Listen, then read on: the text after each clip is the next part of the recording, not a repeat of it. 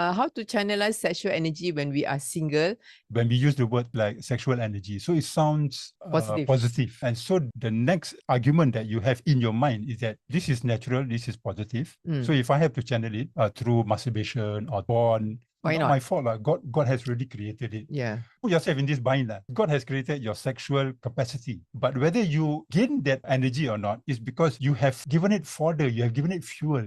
And the fuel are the examples which Enon just mentioned. Which is watching porn, pre-mixing, and when I say watching porn or sexual content, it's very common. People watch at 1 hour, 2 hours. So this is where the sexual energy came in the first place. If it is through the natural way, Allah will take care of it. That's why there is such a thing as the wet dream. But the truth is, many youth today have this sexual energy is because you have given it fodder, you have given it fuel. I don't think there's any more wet dream because they masturbate and ejaculate. So yes, I would say that bluntly at this level in my interaction with teenagers. What do you think, Firoza? Are we being too harsh? No, I love the explanation of we've been created as sexual beings, but not completely out of control. You're adding fuel and fodder to something that it's a biological need and it's an important part of who we are.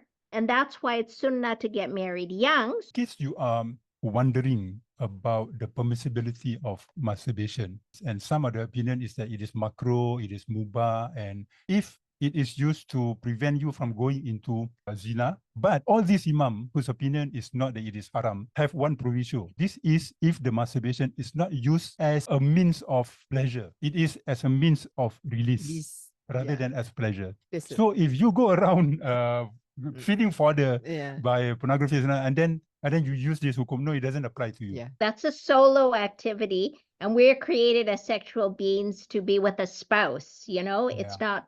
Yeah, that's a good point. Intimacy is something you enjoy with your spouse, not really on your own.